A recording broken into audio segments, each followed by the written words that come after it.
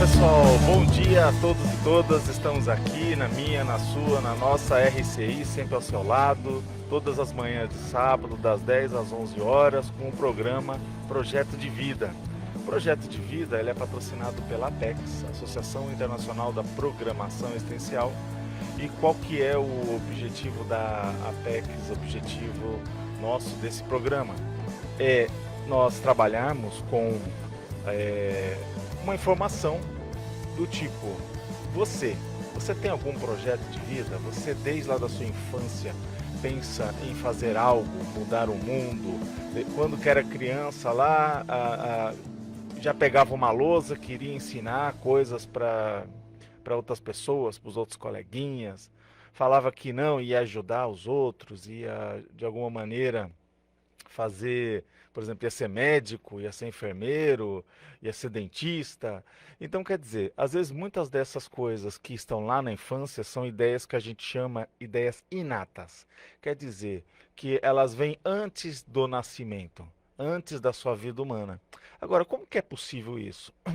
Nós partimos de um pressuposto que todos temos um ciclo de existências de vidas humanas nesse corpo aqui de carne e ossos e passamos tendo uma vida imaterial, né, um período de transição entre uma vida e a outra. E qual que é a ideia então? A ideia é basicamente a gente ter lucidez entre período de uma vida e a outra e fazer uma programação da nossa existência e de alguma maneira nessa programação planejar o que nós vamos fazer. Você tem algumas metas, então, que você quer ainda realizar nessa tua existência? Como eu vou organizar? Como eu vou, de uma maneira lúcida, materializar isso? Então, essas são as dicas. A gente traz sempre aqui convidados, pessoas para discutir o que elas estão fazendo, o que elas fizeram e o que elas pretendem fazer do ponto de vista, então, dessas metas de vida. E você, vamos nessa? Toda vez a gente começa o programa jogando uma pergunta no ar. Essa pergunta no ar é para você ficar ali numa reflexão e lá no finalzinho a gente acaba respondendo. Então hoje a questão é a seguinte, é sobre o processo da anti-projeto de vida. Então tem coisas que são a favor do nosso projeto de vida, só que tem coisas que são contra. Então, no análise justamente da programação existencial, numa biografia de William Wilberforce, esse William Wilberforce, ele viveu entre 1759 a 1833. É um filantropo, político, abolicionista inglês, autor, né, Pedro Borges, né, que ele fez uma pesquisa sobre essa pessoa e identificou alguns fatos relacionados. Ele percebeu que Wilberforce ele preparava-se para entrar numa moção no parlamento no ano de 1788, porém a sua saúde declinou, desenvolvendo sérios problemas gastrointestinais, provavelmente relacionado ao estresse, e quase esse fator levou à sua morte. Considerando a teoria do campo de forças existenciais e tendo como objetivo o parâmetro da completude do que você planejou, ou seja, você realizar, você materializar aquilo que você planejou, qual tipo de força corresponde a esse problema de saúde que a gente relatou que aconteceu com Wilberforce? Lembrando que ele teve essa enfermidade, mas isso não impediu, mas dificultou ele, de alguma maneira, ali fazer um projeto, né, apresentar uma moção no parlamento, isso lá, lá na Inglaterra, favorável, então, ao processo abolicionista. Então você vê que as coisas acontecem, então nem tudo, do ponto de vista da vida humana, vem para, de alguma maneira, nos ajudar a realizar as nossas metas. Tem coisas que dificultam, né? Tem ondas de choque, ondas, né? Como a gente vê essa questão do próprio coronavírus, que elas acabam atrapalhando os nossos projetos, os nossos sonhos, e a gente tem que dar um contorno nisso, não é mesmo? Porque a vida não para, a vida continua. Bem, vamos responder essa questão lá no final do nosso programa. Agora vamos com o Caio Polizel, que ele vai falar sobre o momento de autogestão. Depois a gente retorna. Agora, o Momento Autogestão. Olá, ouvintes e assinantes de nossos canais, sejam bem-vindos a mais um Momento Autogestão. Eu sou Caio Polizel e hoje vou falar sobre 7 dicas de como manter sua saúde mental durante a pandemia do coronavírus, esse momento que estamos passando. Um conteúdo alinhado com a área da saúde holossomática, uma das áreas da vida que nós já discutimos aqui no nosso quadro Momento Autogestão em outros momentos. É sabido que em momentos de incerteza, algumas pessoas passam a se sentir mais ansiosas, tristes e até, podemos dizer, angustiadas. E para ajudar a manter a saúde mental durante a pandemia, eu trarei a seguir um conjunto de dicas, e como não sou especialista em saúde mental, eu acessei algumas dicas elaboradas pela equipe de saúde mental da Unimed de Fortaleza. Eu gostei bastante e destaco com pequenas adaptações ao olhar da Conscienciologia. A primeira dica é: use a tecnologia a seu favor. Um cuidado que nós temos que ter, hoje temos o celular na palma da mão, mas a dispersão ela é evidente. Às vezes a gente inicia uma pesquisa, vai fazer algo no celular, verificando uma mídia social e acaba se dispersando, gastando muitas horas, perdendo o foco do nosso objetivo. Então pense, a primeira dica é: use a tecnologia a seu favor, fale com as pessoas que você precisa, utilize as ferramentas ao seu dispor, no entanto, cuide da dispersão. O segundo ponto é o cuidado com o excesso de informações. É fato que muitas informações, elas por vezes podem mais assediar a gente do que esclarecer. Então defina, se você quer acessar as informações, é muito importante, defina um meio onde você irá se atualizar e depois retome sua lucidez, sua profilaxia, os cuidados básicos, a máscara, a higiene das mãos e viva a sua vida tranquilamente. Terceiro item são os hobbies. Procure hobbies e atividades que elevem seu bem-estar. O que é que te faz bem? O que te coloca para cima? Esses pontos são fundamentais para que a gente mantenha no nosso cotidiano e isso ajuda muito a nossa saúde mental. A quarta dica é: estabeleça e mantenha uma rotina diária. Nós já falamos muito aqui de rotina útil, até posso citar aqui o Momento Autogestão de número 49, para quem não acompanhou, basta acessar. E nós temos lá várias informações sobre como é que eu monto uma boa rotina, uma rotina útil, que tenha um bom êxito. A quinta dica é: cuide bem do seu sono. Lembre-se, uma quantidade mínima de sono é fundamental para o seu dia a dia, para o seu corpo físico, para o seu corpo, sua saúde mental, para as suas emoções e, obviamente, para as suas energias. Então, cuide do mínimo necessário de sono que você precisa e lembre-se que, além do sono, nós temos as projeções. Não dê apenas boa noite às pessoas, mas também sugira boas projeções, porque à noite não necessariamente a gente fica ali junto ao corpo físico o tempo inteiro. Muitas vezes a gente acaba se projetando e cada vez mais nós podemos lembrar disso. A sexta dica é: reconecte-se com as pessoas que moram com você. Retome, fortaleça cada vez mais os vínculos pessoais, os vínculos com os seus familiares, os vínculos com as pessoas que dividem ali o mesmo teto com você. É um grande momento para você se reconectar.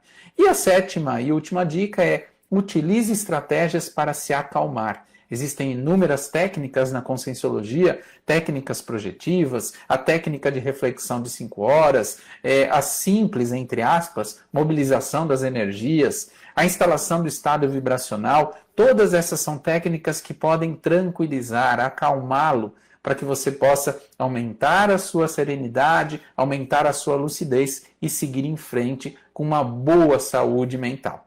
Então, como você tem equilibrado a sua saúde mental? E além disso, além da saúde mental, e a sua saúde holossomática, que compreende também a saúde física, emocional e energética? Como estão elas?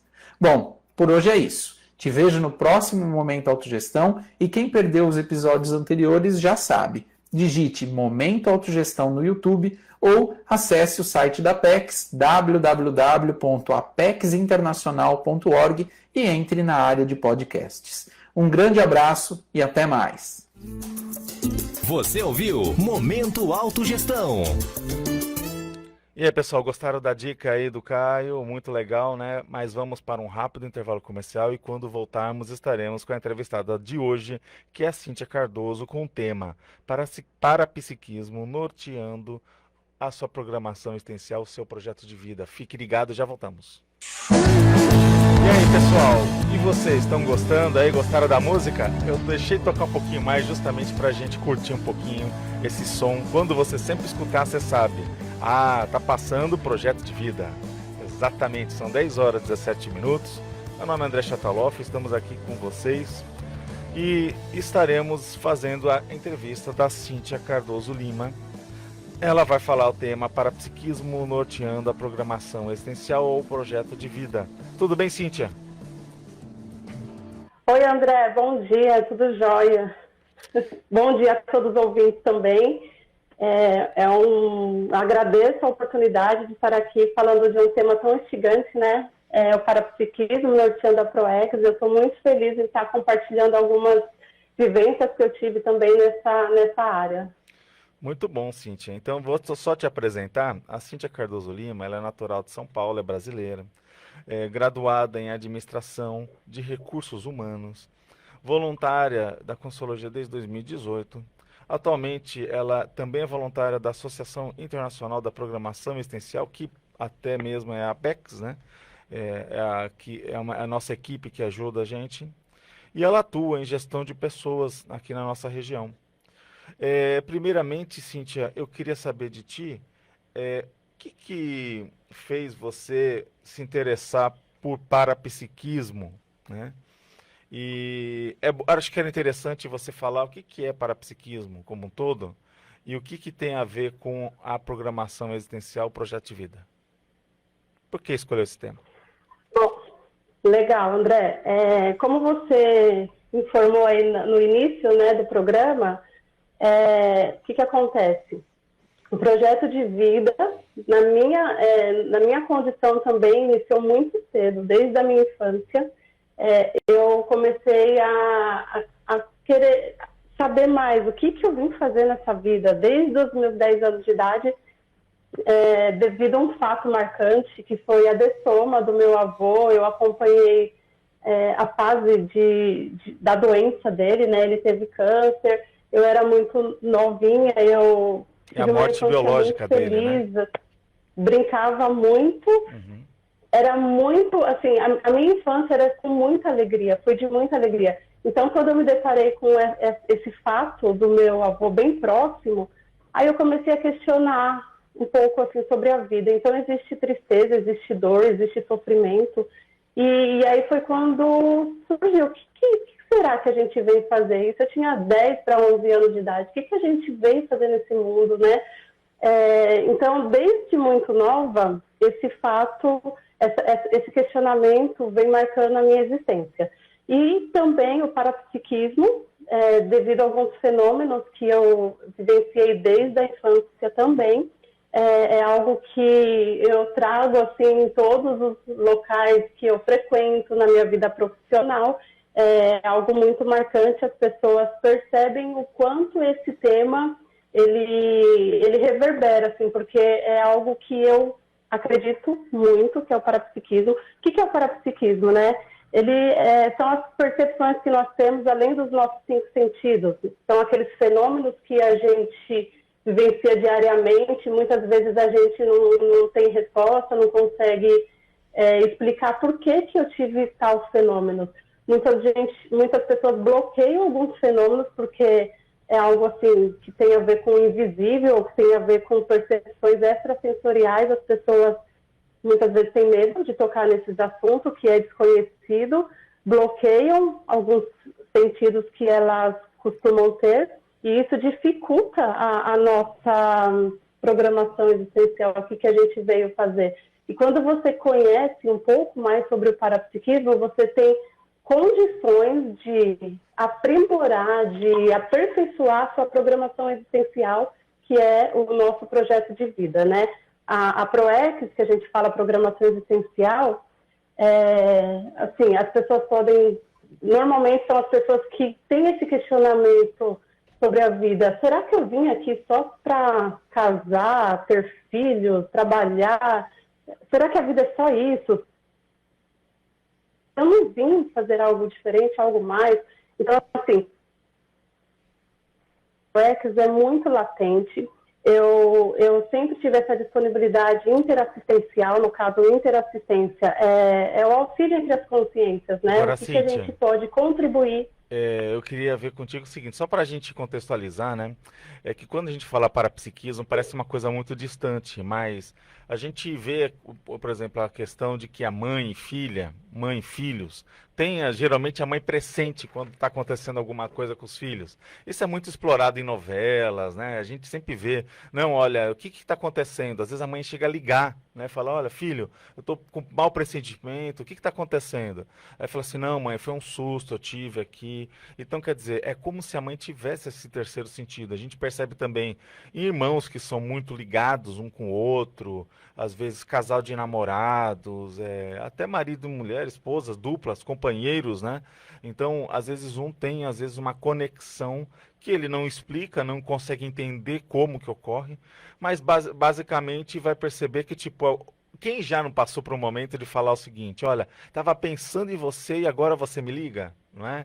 E é do nada, e faz tempo que às vezes você não fala com aquela pessoa, que são pontos fora da curva, vamos dizer assim, não é? Ou seja, são coisas que saem do nosso, que aparecem no cotidiano, mas que teoricamente você fala, poxa, aconteceu um fato curioso, e as pessoas abrem os olhos assim, então esse só para desdramatizar, não é? O parapsiquismo está mais presente na nossa vida do que a gente dá conta.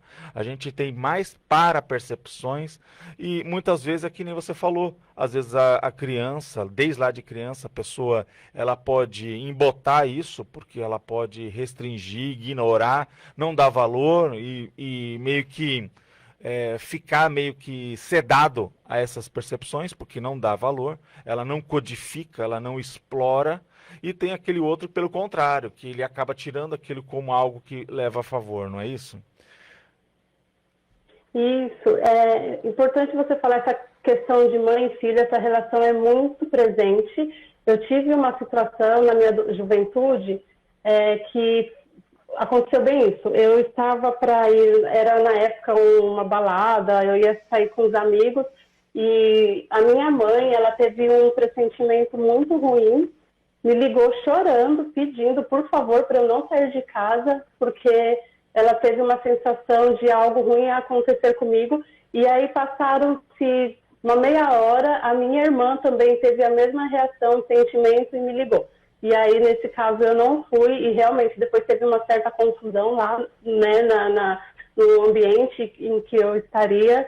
E eu, sim, eu sempre dei muito valor a essas percepções. A minha mãe, quando ligou, eu falei, não, tudo bem, mãe, pode ficar calma, hoje eu não vou. E era algo que eu gostava muito, que era sair para dançar, mas eu confiei muito nesse sentimento e realmente isso acontece muito, André. E é bacana falar também que eu cheguei na Conscienciologia em 2018 pelo parapsiquismo, sabe? Foi assim, muito importante, foi uma decisão de destino na minha vida. Eu estava passando por um processo de estresse, assim, e de crise existencial, querendo identificar o meu caminho de vida, sabe? E aí, o que aconteceu? Veio na minha mente a palavra procura parapsiquismo. Isso foi uma inspiração, eu interpreto como uma inspiração do amparador. Eu digitei no momento no Google parapsiquismo e aí tinha uma palestra em São Paulo, na AFIP, que é uma instituição, né, dessa especialidade do parapsiquismo, naquele mesmo dia, e eu fui para essa palestra, foi quando eu cheguei, de fato, assim, na Conscienciologia, sabe? Então, o parapsiquismo, ele é muito marcante, assim, nas minhas manifestações, nas minhas condições profissionais também, foram muito atuantes. Eu trabalhei por mais de 12 anos na área de saúde. Agora, e pude Cíntia, tirar muito proveito do parapsiquismo. eu queria saber de ti o seguinte, assim, só para os nossos ouvintes que estão ali prestando atenção, e de que maneira esse parapsiquismo ele contribui no direcionamento do projeto de vida? Bom, então, quando a gente começa a estudar, a gente conhecer o nosso funcionamento, porque muitas pessoas não sabem como elas funcionam, né? Elas passam por cima dessas parapercepções, dessas percepções inatas delas e acaba atropelando algumas vivências, alguns fatos. Então, assim, quanto mais você conhece de como você funciona, o seu parapsiquismo, ele vai contribuir para o que você veio fazer nesse mundo, para você escrever, para você deixar uma contribuição maior para as pessoas. Ele te auxilia para você também ajudar as pessoas que estão com dificuldade, que têm algum problema mais sério, que estão um pouco perdidas. Quando você sabe usar o seu parapsiquismo, você consegue também, de certa forma, colaborar no ambiente que você está atuando, né? O que acontece normalmente é o contrário, as pessoas não têm domínio do seu parapsiquismo e acaba conturbando mais ainda os ambientes, as pessoas elas assimilam as energias tóxicas, né? Porque a gente sabe que o tempo todo nós trocamos energias, e aí quando as pessoas não se conhecem, elas acabam ficando mais assim vulneráveis, eu posso dizer, vulneráveis a até mesmo as consciências extrafísicas que não estão nessa dimensão, sabem de tudo que está se passando, acaba atrapalhando através dos pensamentos, as pessoas começam a ter falta de concentração, perdem energia, somatizam algumas mini doenças, dor de cabeça. Então, são várias situações que quando a pessoa não se conhece, acaba se prejudicando. E quanto mais ela se conhece, mais ela otimiza o seu trabalho, né? Otimiza o seu trabalho e ajuda muitas pessoas também no seu ambiente. Então, eu vejo que é muito processo aí de autoconhecimento. É interessante que a gente vê que no dia a dia, a pessoa, se ela prestar atenção, ela vai verificar que tem muitos processos energéticos ou parapsíquicos que permeiam e que ela não se dá conta. Por exemplo, ela pega e atende uma ligação telefônica e ela fala, ih, aquela pessoa, e conversa, ela vai, conversa, vem. Chega no final, ela está cansada. E aí você fala, o que aconteceu? Houve uma troca de energias ali? Houve. E basicamente ela pode sair a partir daquele telefonema com vontade de dormir, sonolência, falar assim, nossa, eu quero tomar uma água, eu quero espraiar porque foi difícil. Então a gente percebe que isso é uma troca energética. E tem outras coisas mais, né, que vão acontecendo. A gente sabe até do ponto de vista de uma loja, quando você entra para só olhar, e aí você sai lá cheio de sacolas. Vamos imaginar que você tinha dinheiro, você tinha como pagar, né? E basicamente você acaba comprando coisas que você não tinha planejado. Então, por isso que o pessoal fala até às vezes que você não pode ir no supermercado, às vezes com fome, né? Senão você vai comprar coisa que você não quer. Mas tem outros aspectos ali energéticos sempre envolvidos no meio. Eu queria que você falasse, né, seria o seguinte, quais são as principais dificuldades encontradas pelas pessoas devido à falta de domínio do parapsiquismo? Mas você não responda agora, vamos para um rápido intervalo comercial e na volta você fala um pouquinho disso pra gente. Voltamos, e você está ligado aqui na minha, na sua, na nossa RCI? Está interessado no assunto? Então, o tema de hoje, nós estamos com a Cíntia Cardoso Lima e estamos falando do parapsiquismo norteando o seu projeto de vida, a sua programação existencial. Lembrando aquela questão, você acha que o parapsiquismo afeta seu dia a dia? Você tem alguma percepção que você fala, poxa, eu tenho uns feeling, um sexto sentido, eu tenho algo que acaba me ajudando? Bem, a gente acabou aqui deixando uma pergunta no ar para a Cíntia. Cíntia, quais seriam então as principais dificuldades encontradas pelas pessoas devido à falta do domínio do parapsiquismo? Quer dizer, o fato dela não entender, ela acaba não sabendo como usar, enfim. O que você acha? Bom, André, uma das principais dificuldades encontradas, acredito que seja a perda energética. A pessoa, quando ela não conhece, né, do seu modo de manifestar, ela se torna uma esponja. Muitas pessoas, elas são esponjas limpando ambientes, elas assimilam as condições do ambiente e acabam sentindo alguns desconfortos. Existe essa perda energética que a pessoa, ela simplesmente se torna vampirizada, né? E também acaba tendo dores de cabeça, algumas condições. Tem pessoas até que chega até pânico, ao pânico, sabe? O fato da pessoa não assimilar, né, assimilar a condição do ambiente, entrar em contato com outra consciência, outra pessoa e puxar o problema da outra pessoa também, acaba dando uma confusão mental. Eu tenho uma experiência que eu trabalhei por um certo período no hospital psiquiátrico. Então, eu via muitas situações de pessoas conturbadas justamente por isso, por essa condição de assimilação, sabe? E quanto mais a pessoa conhecer de si, buscar entender como funciona, quais são esses mecanismos que ela tem, porque o que acontece? A gente sabe que a gente não é só esse corpo físico, a gente tem as percepções energéticas, né, que a gente fala dos nossos chakras, a gente tem a nossa condição emocional, que também, se existe esse desequilíbrio emocional, a pessoa, quando ela não está bem consigo mesma, ela acaba sendo muito mais atrativa, assim, dessas consciências também patológicas, onde elas conseguem aproveitar do desequilíbrio emocional, né, das pessoas para poder trazer essa certa confusão mental.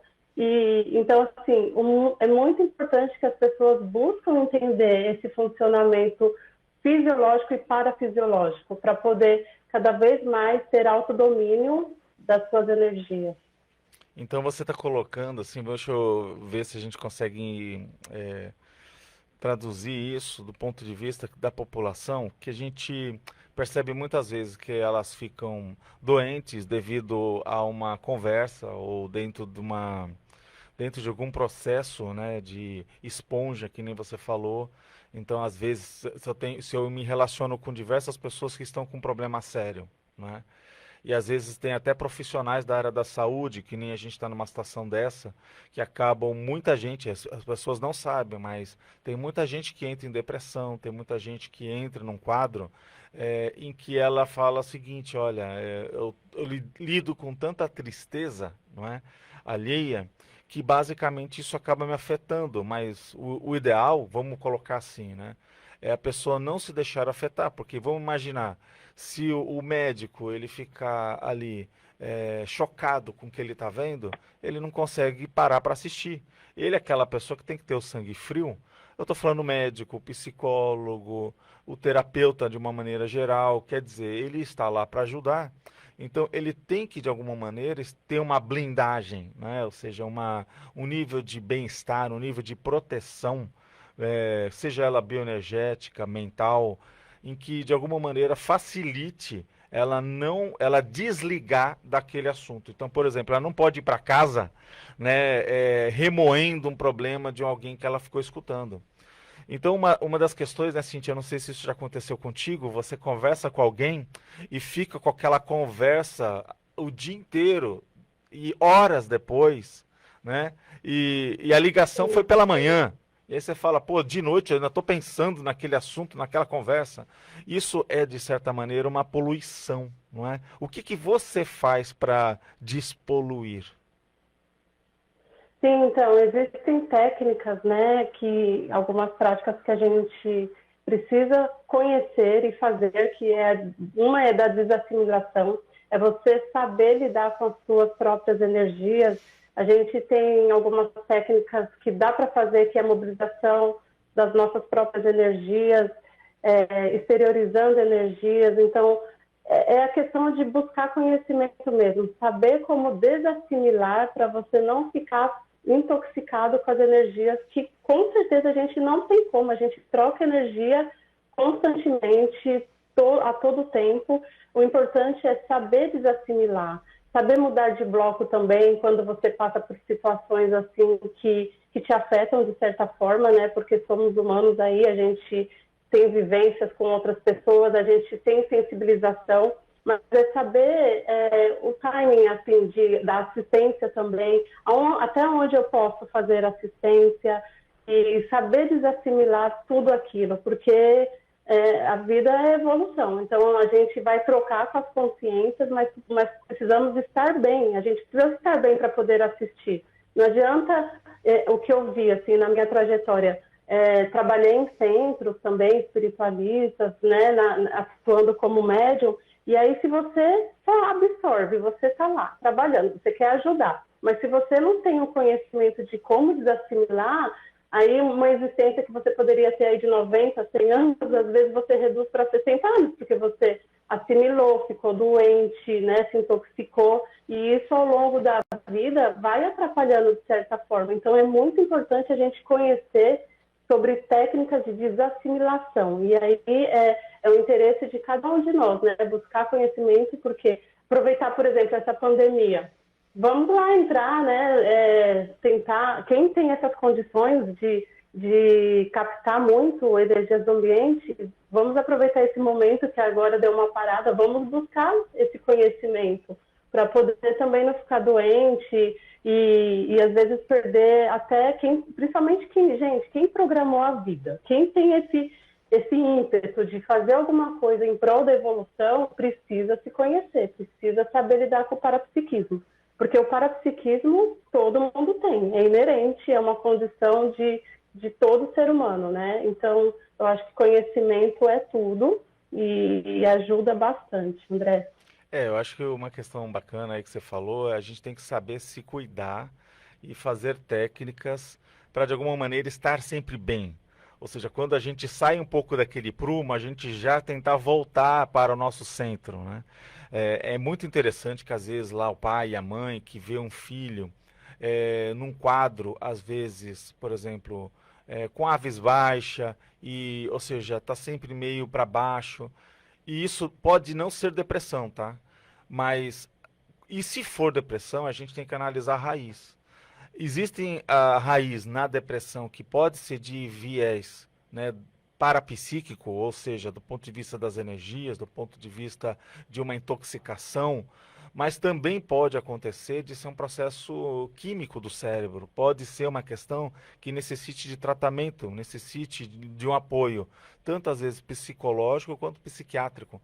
É interessante a gente divulgar e de alguma maneira que as pessoas percebam, né, Cíntia, que muitas vezes quando a gente escuta falar aquela pessoa está com depressão, que isso não é frescurite, isso não é tipo assim, é falta de vergonha na cara, ou seja, ela está de alguma maneira num estado que precisa de tratamento e a gente encarar isso como uma doença muitas vezes, né? Tipo, se for categorizado uma doença real, né? Verdadeira e que tem que tomar cuidado. Por quê? Porque a depressão ela pode levar ao suicídio.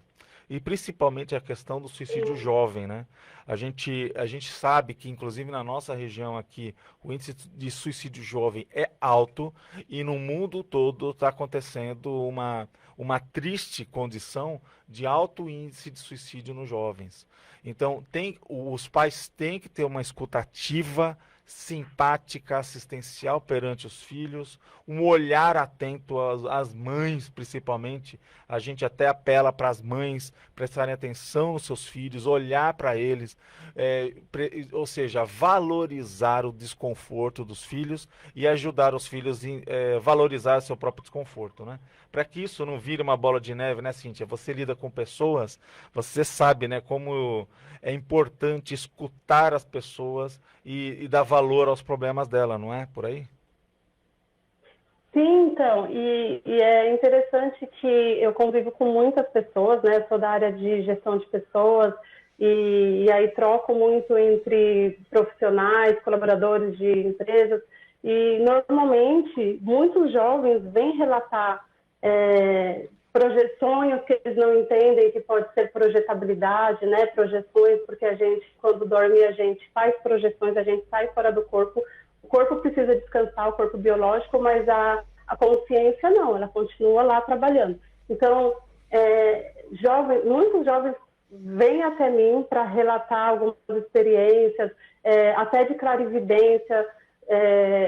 Eu trabalhei num local que os jovens eles percebiam muito o ambiente, sabe? O ambiente que estava um pouco patológico daquele local. E assim, é muito interessante que o quanto eu atraio situações assim para as pessoas desabafarem comigo, questões que elas vivenciam dia a dia e não sabem lidar, às vezes porque a religião, ela abomina, ela fala, né, muitas religiões falam que é um contexto aí do demônio mesmo, sabe? E aí exorciza e tudo mais, mas assim, o quanto que se essas pessoas tivessem noção de como elas funcionam, o quanto que elas poderiam até acelerar, ajudar muitas pessoas, sabe? Mudar essa condição de medo ou de colocar um problema do parapsiquismo, porque muitas pessoas colocam como um problema, um desvio, e de repente é algo que poderia ser promissor na vida da pessoa, sabe? Se ela souber usar a seu favor, ajudaria muito, anotando as projeções, trazendo algumas inspirações de vida. O parapsiquismo, ele permite, de repente, você fazer uma assistência em nível mais apropriado para algumas situações. Então, é questão mesmo de buscar conhecimento, André. E cada vez mais jovens realmente têm sentido tristes e angustiados, porque justamente por conta dessa questão do parapsiquismo. Eu passei por uma situação dessa, aos meus 19 anos eu tive síndrome do pânico, fiz tratamento psiquiátrico, mas também fui buscar ajuda nessa questão mais da minha sensibilidade parapsíquica. E eu tive muito retorno. Tive uma condição que não foi tão legal, a síndrome do pânico, mas me permitiu me conhecer mais, sabe? Sim, eu queria ver contigo, então, para a gente meio que sintetizar, né, essa nossa conversa, que você desse dicas, né, principalmente para aquelas pessoas que falam que não tem nada de parapsiquismo, não estou sentindo nada, não percebo nada, mas aí você vê que ela sai com rebarba, ela sente coisas, às vezes ela adoece, e a gente percebe que qual seria a dica para ela desenvolver e saber aplicar o parapsiquismo a favor dela. Mas você não responde agora, vamos para um rápido intervalo comercial e no retorno a Cíntia fala pra gente. Voltamos, pessoal. E você está gostando do assunto? Parapsiquismo, norteando o seu projeto de vida. Estamos aqui com a Cíntia Cardoso Lima e a gente deixou uma questão no ar. Essa questão tem a ver que qual seria a dica que ela daria para qualquer um de nós aqui que está ouvindo, né? Estamos ligados, interessados nesse assunto e para ter uma percepção que muita gente fala, não tenho nada, não tinto nada, não percebo nada, mas lá no frigir dos ovos a pessoa sempre sente alguma coisa, pressente algo. Agora, como desenvolver, como tirar isso a proveito, né? Eu saber levar isso a sério. E aí, Cíntia? Bom, André, a pessoa vai precisar, acho que primeiramente, fazer uma autoanálise, né? Como que ela iniciou o dia e como ela terminou o dia. Isso é muito bacana de você começar a mapear. Por quê? Aí a gente vai interagir com outras pessoas durante o dia. Você terminou seu dia bem, tranquilo, com a mesma motivação? Ou você ficou mais assim, desgastado energeticamente? Então, tudo isso, a pessoa pode começar a fazer essa avaliação para poder saber como que ela se manifesta durante o dia. Ela precisa desdramatizar também, porque parapsiquismo é uma condição que todos têm, né? Cada um vai buscar uma forma de aprimorar o seu, buscar conhecimento, ler sobre o assunto e também começar a fazer as autopercepções das suas sinaléticas, né? Os seus sinais, porque normalmente a gente tem alguns sinais que a gente consegue perceber no corpo, sensações, tem pessoas que sentem arrepios de alguma certa conversa ou ambiente que ela frequenta. Então, tudo isso é bom ela ir começar a anotar, a ficar atento mesmo, sabe? Vai num ambiente que, de repente, ela tem aquele sentimento que já já foi, pela primeira vez ela esteve num local, mas de repente ela sentiu, nossa, parece que eu já estive aqui, ou pessoas que ela conhece. Então, tudo isso são sinais parapsíquicos que a pessoa precisa também dar valor. Porque, na verdade, o dia a dia, as pessoas vão vivenciando aí, né, esse dia a dia corrido e não se percebem, mas está tudo muito escancarado ali. Aí a pessoa fala que, eu não sinto nada, às vezes, né, é o chamado casca grossa, que não percebe nada. Mas é muito difícil a pessoa não perceber. E realmente, assim, a questão de você ver como você terminou o seu dia, se você terminou bem, de repente, muito motivado, de repente você está no caminho certo, fazendo as coisas assim. Às vezes é inato, você já traz essa percepção, né, de outras existências e nem sabe que você tem essa condição muito aflorada. E tem a ver também com o seu nível de assistência. Como que você está colaborando, assim, no seu meio, no dia a dia? Se você está muito mais, assim, de assistir, de ajudar, de colaborar, se você, 51%, você é mais assistencial, então, de repente, você está indo muito bem até com o seu parapsiquismo e não está nem percebendo que você está atuando com o seu parapsiquismo.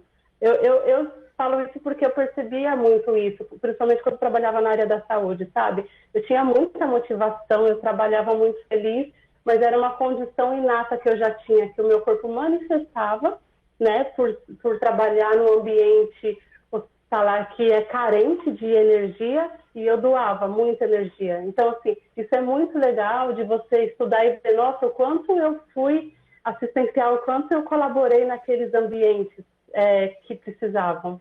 Então, eu vejo bem por aí, as pessoas fazerem as suas autoanálises das suas parapercepções, né, dos sinais que o corpo manifesta também. É bem interessante. A gente observa, né, Cíntia, que a pessoa ela tem que olhar um conjunto de coisas, né? Por exemplo, você falou, a pessoa chega no final do dia, ela está cansada. Às vezes foi o cansaço físico mesmo, às vezes é falta de vitamina, às vezes é o processo natural da fase que ela precisa recuperar com o sono. Então, quer dizer, existem todas as variáveis, até humanas mesmo, biológicas, ela tem que ver se ela está se alimentando bem, se a carga de sono está adequada, o nível de estresse que ela anda sofrendo. Quer dizer, existem diversas variáveis, mas olhando todas elas, acabam não excluindo as variáveis parapsíquicas, né, que são fenomênicas, que são do nosso dia a dia. Quem que já não ouviu falar, né, aquela expressão do tipo, você não sentiu a orelha queimando hoje, não? Porque a gente ficou conversando de você, e aí você chega e fala, mas na verdade que me vieram imagens ou ideias de vocês hoje? Não sei porquê, mas vocês apareceram na minha cabeça. Então, a gente percebe que nós somos antenas e somos ligados em diversas coisas. Agora, a gente tem que saber aproveitar isso e saber, que nem você falou, não se intoxicar, não é? Porque eu acho que a coisa tem que ter um processo humano de desintoxicação. Tem muita gente que fala hoje, inclusive no Mindfulness, né?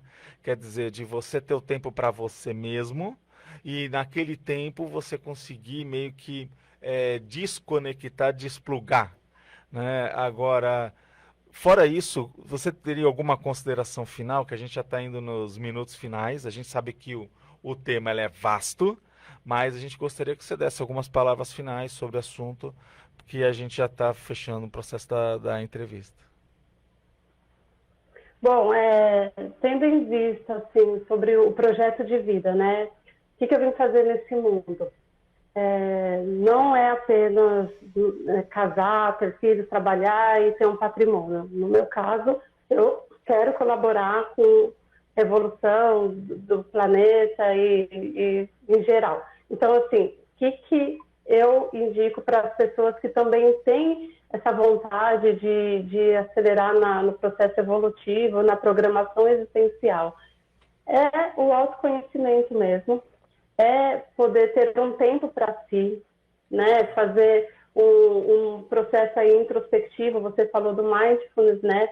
Isso é muito importante para as pessoas buscarem saber o seu funcionamento e valorizar mesmo a sua sensibilidade, porque muitas pessoas acabam não desvalorizando a prática do dia a dia, né, a forma com que as pessoas conduzem a sua vida material acaba desvalorizando a sua sensibilidade extrasensorial. Então, eu indico que as pessoas aprimorem isso, busquem entender melhor, porque para quem tem o intuito de colaborar, vai poder aumentar em grande escala aí a colaboração entre as pessoas, as trocas energéticas também. Eu acho que isso é muito importante, você saber lidar com essas situações do dia a dia, as situações de trocas energéticas. Muito bem, muito obrigado, Cintia. Olha, foi um prazer tê-la aqui contigo nessa manhã. Sabendo que esse assunto ele é vasto, você com certeza está convidada aí para a gente aprofundar num outro momento, continuar essa entrevista abordando outros temas aí correlacionados. Então, bom final de dia e até mais, tá? Eu agradeço a oportunidade, André, a Apex, e vamos em frente. Tá bom. Agora, turma, vamos seguir com o nosso bloco. Nós temos o Proexis no Mundo, que são informações que nossos colegas acabam passando para nós do que elas estão fazendo por aí com relação ao seu projeto de vida. Bem-vindos ao Proexis no Mundo. Olá a todos, eu me chamo Alexandre Pereira e hoje eu vim aqui falar sobre a programação existencial. No caso, o que eu identifico da minha programação existencial. Num breve retrospecto, eu tive minha primeira experiência fora do corpo aos 9 anos de idade e a partir de então eu comecei a ter vários pequenos fenômenos que foram muito significativos para mim. Tanto que isso levaram a que aos 14 anos eu descobrisse o espiritismo kardecista, no qual eu comecei a participar, e aos 15 anos eu comecei já a trabalhar como médium, fazendo passes e trabalhando no processo de desobsessão também. No mesmo momento que eu comecei a trabalhar nesse processo mediúnico, foi quando eu conheci a Conscienciologia. Na minha cidade, na época, não tinha cursos estruturados, nenhum grupo muito fixo. Então, os cursos eram muito esporádicos, demoravam às vezes meses para acontecer. Mas sempre que tinha um curso de Conscienciologia, né, eu, minha mãe e alguns parentes estávamos lá. E foi aí, assim que eu comecei a ter mais contato, até que nós entendemos que poderíamos também ser voluntários. E a coisa começou a se estruturar de uma forma muito maior, até que no ano 2000, então, eu entrei para o voluntariado da Conscienciologia, né? Comecei a me dedicar de modo grupal aos processos aí de assistência e de desenvolvimento da própria ciência. A coisa começou, no sentido de ProEx, a melhorar, ou a identificar mais, quando eu entrei para a docência no ano de 2003. Então isso abriu muitas portas, a meu ver. E um primeiro pilar que eu destaco na minha programação existencial, dando continuidade ao trabalho que eu já vinha fazendo na adolescência, foi justamente o início da prática da TENEPS, que eu comecei em 2008. Então a prática da TENEPS ela foi muito assistencial, né? E caiu como uma luva em todos esses processos. Um segundo pilar que eu destaco aí, que vem se configurando, é o processo da assistencialidade virtual. Então, a partir de 2007, eu comecei a divulgar a Conscienciologia na internet, e isso eu tive muita inspiração, muito amparo, muita motivação para fazer tudo isso. Então, é um segundo pilar, né? Primeiro a tarefa energética, a assistência energética, depois a assistência, né, a comunicação virtual, né, a assistência virtual. E um terceiro pilar, muito importante também, é justamente o processo da escrita. Teve um primeiro SCP-2 que foi muito marcante, foi muito forte para mim, o primeiro SCP-2 que eu fiz, né? E isso ficou muito destacado pelas consciências extrafísicas e do qual eu tenho realmente muita repercussão. Então o processo da escrita é um terceiro e forte pilar aí dentro dessa programação existencial atual, tá certo? Forte abraço a todos, até a próxima. Acabamos de presenciar mais um Proexis no Mundo. O que as pessoas estão fazendo, agregando valor à sua existência. Bom, pessoal, vocês viram, nós tivemos aqui com a Cíntia, muito bacana, né, a entrevista com ela. E a gente tem aquela pergunta que nós fizemos no início. A pergunta tinha a ver basicamente com o estudo o que é ante a sua programação existencial. Dentro desse processo ante, né, a gente tem que analisar um estudo biográfico, de uma biografia, de uma vida, do William Wilberforce. Esse William, ele viveu em 1759 até 1833.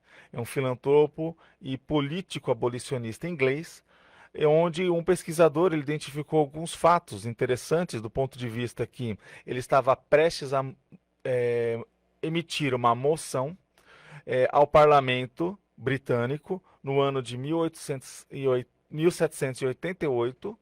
Porém, a sua saúde declinou terrivelmente, ele teve diversos problemas gastrointestinais e provavelmente ele estava com estresse, né? E que isso, de alguma maneira, quase levou à sua morte. Mas ele superou a condição e fez ali a defesa daquela ideia abolicionista, ou seja, contra a escravatura, e aquilo foi importante para a vida naquele exato momento que ele estava vivenciando. Agora, considerando os campos de forças existenciais, a gente tem ali uma questão: qual que seria o tipo, né, do problema relacionado que ele teve, né, com relação a essa saúde? Então a resposta que nós teríamos seriam as forças contrárias. O que a gente está chamando a atenção nessa reflexão é que nem tudo na vida é a favor da gente completar a nossa programação existencial. Tem coisas que, pelo contrário, eles são contrafluxos, são coisas que nos desviam, que tentam, de alguma maneira, tirar a gente da jogada. E o que a gente precisa? De ter lucidez para voltar ao prumo. Esperamos que vocês tenham gostado do nosso programa. Fiquem com a programação da RCI. Lembrando que todos os sábados, das 10 às 11 horas, estamos aqui ao seu lado, trazendo o programa Projeto de Vida. Até o final de semana que vem, no nosso programa, e bom final de semana. Tchau, tchau.